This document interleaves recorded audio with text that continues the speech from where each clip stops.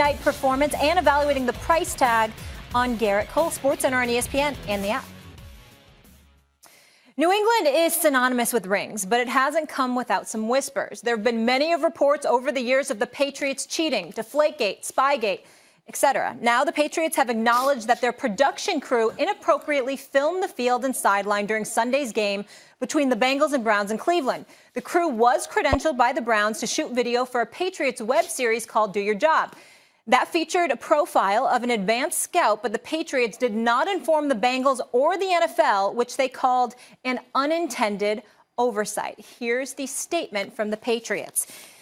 In part, the sole purpose of the filming was to provide an illustration of an advanced scout at work on the road. There was no intention of using footage for any other purpose. We understand and acknowledge that our video crew, which included independent contractors who shot the video, unknowingly violated a league policy by filming the field and sideline from the press box.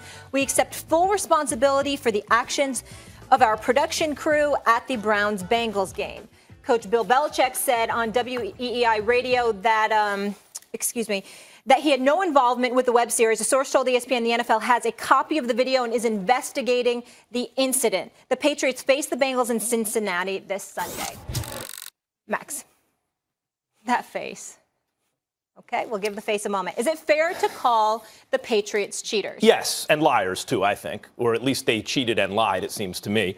Let me read you something from 2015 Business Insider article, okay, about the Patriots cheating. Soon, advanced scouts would be sent to the games of upcoming Patriots opponents to film the play signals. The scouts would go undercover as media members with media credentials listed under Patriots TV or Kraft Productions and, importantly, were prepared with excuses of what to say if they were filming and security asked, right? Look, guys, what happened? What just happened? And by the way, according to Diana Rossini's reporting, when the videographer gets busted, he says, by the way, the whole first quarter filming the Patriots, the Bengals sideline, Bengals, new head coach, by the way, not a lot of tape on them, right? Like you want advanced you want to get as much information as possible. He asked if he could delete it and we could forget the whole thing. Can we delete it and forget the whole thing? And now the Patriots give the exact excuse they were giving in 2015. Guys, what do you think is going on? Look, it's like the Astros. The Astros are an advanced organization. That's why they're so good. One of the reasons they value information. But their ethics are not only questionable, but it seems to me rotten in terms of how to do it. Like, I understand if you ain't cheating, you ain't trying. I get that. But there are different ways of doing that. If you're stealing signs of baseball players, stealing signs. But if you have only at your home stadium a camera pointed at the signs, that's an advantage that can't be duplicated by the other team, can't be replicated while they're playing you at your house. And can't be blocked. There's nothing you can do to stop it except to stop them from cheating. Well, this is the same sort of thing. They're using technology and with the same playbook. And if we don't call them on it, now, other people may also say, I've heard this argument, well, everyone's doing it. The Patriots are just clumsy at it. No, they're clumsy at nothing. They're excellent at it. You know what they say about roaches? For every one you see, there are 100 in the walls. You know what this means to me? That the Patriots, who are better at everything than everyone organizationally, this tells me if they're the only ones getting caught repeatedly like this, that they are doing stuff like this all over the place, all the time. That's what this says to me. You took it like a movie. You feel like it's a movie story or a storyline to a movie. Listen, I think whatever you thought of the Patriots before this story broke yesterday afternoon, whether you thought they were cheaters and believed all the things of the past or whatnot, you're just going to continue to use this as fuel for your fire. This was not going to sway you. And if you didn't, if you stood on the other side, because there's two groups to this in the belief of the Patriots. Either they are cheaters or they aren't, right? If you're on the side where you don't think there's any truth to it and you think that they are just pushing the envelope and still are within the standards or the rules and they're the team that's just getting singled out, this isn't going to change that either. This is just going to give you confirmation bias. Is this situation any more egregious? Where are you? What do you think? I don't think that the Patriots are cheating. I think that he's the smartest coach of all time. I think that the quarterback is the smartest quarterback of all time. I don't think that those guys, two guys, would be that dumb and that negligible and that kind of lacking of any kind of attention to detail that they would repetitively get caught. And also the Bengals are 1-11 or 1-12. I don't think that they're cheating, no. But I don't know all the evidence or what this tape shows. Why does the camera guy want to delete the footage? That's all speculative, right? Like that is if the reality I believe that's on film. I believe him asking to delete the footage. I think the reality is that the tape will show a lot. The tape will show a lot. Guys. You know, Max, you think they're cheating. And you don't want to say that they're cheating. Allow me to say this. I don't care. This is absolutely funny to me. I'm just watching the seriousness of everybody going. USA Today, my brother, the great Jared Bell does a great job covering the NFL. They got to do something. I mean, everybody going off. Lord knows my caller Carlton on my radio show, from Tampa. God forbid, I've never seen a person that hate the Patriots more in my life. God forbid what he's thinking right now. But this is the thing that makes me laugh. Do you know what Bill Belichick's record is with the New England Patriots? It's 235-82. 235-82. From 2000, it is now 2019. Y'all ain't figure it out? I'm talking about the NFL coaches out there. Why the hell are you not doing whatever it is that he's doing? Because he's still here. He's still here. Hey, listen, you can say whatever you want. I don't give a damn. I'm going to tell you why I don't give a damn. Because where's your evidence? I mean, Roger Goodell sitting up there. Remember, they took tapes. They never showed it to the media. We still haven't seen those tapes from Spotgate. We heard about what they were doing. And oh, by the way, Dan Van Natter Jr., Seth Wickersham for ESPN back in the day with Spotgate. This is exactly what they wrote. Allow me to read you a graph from what they wrote, Max. Molly, Dan, listen to this. This is how it's all similar to Spygate. Now, what's similar to Spygate? This is about Spygate back then. Sources with knowledge of the system say an advanced scout would attend the game of upcoming Patriot opponents and assemble a spreadsheet of all the signals and corresponding plays. The scout would give it to Adams, who would spend most of the week in his office with the door closed, matching the notes to the tapes filmed from the sidelines. Files were created, organized by opponent and by coach.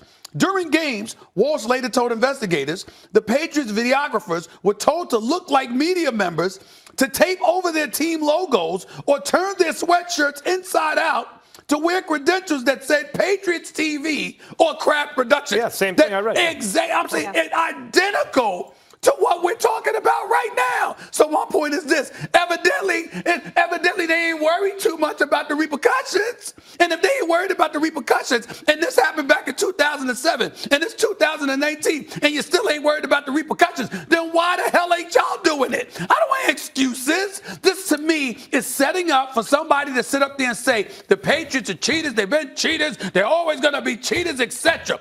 Do something about it. Here's what it is. You're saying there should be a race to the bottom. I'm saying, and I think, it's wise to take the position that when the bad guys are caught, the behavior has to be corrected. There have to be repercussions, or it is a race to the bottom. Okay. You don't want a world where everyone is cheating all the time. I don't either. You want a world where there are rules. I absolutely if someone agree gets with caught, you. It's not the end of the world. It's a race to the bottom. But they need a slap on the wrist. It's a race to the bottom. The bottom. Those are the words you use. Who's the reigning, defending Super Bowl champions right now? But Stephen A., so do you think they were actually cheating, or you're buying that they're doing a do-your-job web I'm not buying anything they're saying right now. Don't get me wrong. In other words, what you're saying I'm saying there's much ado about nothing. Stephen A. Because if it was something would be done about it. Where are those tapes, Roger Goodell, from 2007? You're saying they're the champions because, of course, if you free yourself from any kind of ethical constraints, it's easier to operate. But there are ethical constraints. Hold on. You're about to make me laugh. Are you saying that the other 31 teams in the National Football League, they have ethical constraints? Is that what you're trying to say? No, what I told you was that organizations like the Astros and the Patriots, who value information and work harder than other organizations, like the Patriots outwork other organizations, and they value the information more, I think. If they're not constrained by ethics, will go all out to do it. Some are willing to push it farther than others. But if your argument is No, everyone's doing it, but not everyone's getting caught. And since we all agree that the Patriots are better at everything than everyone, the fact that they're getting caught, as I said, with a roach, if you see one, that means there are 100 in the walls. I'm not saying what you're saying. For every time they get caught, it's 100 other things they're doing. No one else is getting caught. I'm not saying that everybody's doing it, but remember the issue from a couple of years ago when they played the Ravens in the playoffs and John Harbaugh was complaining because they had changed formations and basically the Patriots knew the rules to the letter of the law and Baltimore appeared to have not, and as a result, it gave them an advantage. And John Harbaugh was saying that trend, that extended beyond the rules. It was a lot of conflict over that. They clearly have a history of, like you said, doing their due diligence and using every means available to them to exploit an advantage they may have over somebody else. My point is they leave whether or not it's cheating to the interpretation of those in position of power. And if that's what their position is and you're competing against them, what are you going to do about it? But that's my point. That's what I'm saying. That's my point. Is that not a good argument? You thought the Patriots were cheaters before yesterday afternoon. Mm-hmm. This just only gives you confirmation bias. And you thought that it really didn't matter. Like, what? Before yesterday afternoon, I feel unbiased. You feel? I feel unbiased. That's why I'm genuinely asking. I think it doesn't. I think it matters to one person, Roger Goodell. Does he think they're cheating? Everyone's missing the point here, I think. Okay. The point is, and not to be overly serious about it, it's football, it's sports. Billy Martin, his pitching coaches taught everyone how to scuff it. People putting their bodies on the line. Sure, but it's still sports. It's not, people, this isn't they signed up for it, Molly. It's a metaphor for war. It's not actually war, nothing. The point is Billy Martin had his pitching coach teach everyone how to scuff the ball, so their pitching outperformed. But here's the problem. When this is the attitude of the media, like when we're talking about and you're like, well, your opinions are simply the same. But we're asking you, do you think they did it or not? No, I don't think they would tape the Bengals. Actually, they take nothing for granted. That's why they don't have trap games against a team like the Bengals. Or you say, well, everyone should be doing just what they're doing. We are not acting properly as the fourth estate. Like, we are not doing our jobs to say, wait a minute. There are sanctions against this sort of thing. Not just legal sanctions within the league, but also kind of social sanctions. And you guys are all saying, it doesn't matter. They're just better at it. Ha ha. That's not what I'm saying. That's not what I'm saying at all. I think you know me well enough that, integrity is a massive deal to me. What I'm saying is, if you're asking me, do I think the Patriots are cheating, puts me in a very unique situation. Yes, I think there's evidence there that I could sit here and go, yeah. And I think there's evidence that I'd sit here and say, no, I don't think they are. You're being cautious because do you buy their excuse? We got to go. We can talk about it later. I think perception is reality. Let me leave you with this. I'm not saying that at all. I just want to add this before we go from an ESPN article. A Bengals employee was watching a videographer who identified himself as a Robert Kraft employee. The Bengals employee alleges that the shot on the videographer's monitor was of the Bengals coaches and staff on the sideline for the entire first quarter. The crew turned over the footage. So now, like we mentioned, it's up to Roger First Goodell. asked to delete it. Eli shows flashes of brilliance on Monday Night Football, but find out why it should simply be a nice moment on his farewell tour. Second hour First Take coming up next. We're back tomorrow with a Wednesday edition of First Take. Paul Feinbaum will give us his take on the college football playoff and who he thinks will raise the trophy in January. Plus, we'll have the latest on the drama with OBJ in Cleveland and Lamar Jackson's injured quad as he prepares for Thursday Night Football. That's tomorrow, 10 a.m. Eastern, right here on